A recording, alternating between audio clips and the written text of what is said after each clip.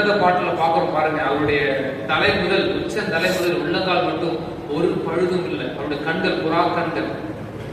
10,000 பேர்களில் சிறந்தவர். கிச்சிலி மரம், வெளிமானுக்கும் மறைகுட்டிக்கும் ஒப்பாயிருக்கிற தேவன்.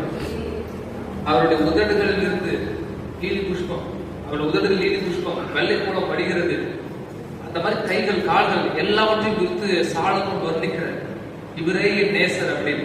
ஆனா அந்த நேசர் என்ன பண்ணார் அப்படின்னா, நம்முடைய பாவங்களுக்காக, நம்முடைய சாபங்களுக்காக சிலுவையில ரத்தம் சிந்தி மரித்து 3ஆம் நாள் உயிரோடு கூட எழுந்தார். அவருடைய முகத்தை, அவருடைய முகம் அந்த கேடு யாராலையும் பார்க்க முடியலையா. அவருடைய முதுகுல இந்த சாட்டையால் அடித்த போது பாருங்க, அவ்வளவு வேதனை. கரங்கள்ல ஆணி, தலையில முள்முடி, அந்த முள்முடிய பொற்சேவர்கள் அடித்த போது கண் வழியா வெளிவந்து இருந்துச்சுன்னு சில சரித்திர ஆசிரியர்கள் சொல்றாங்க.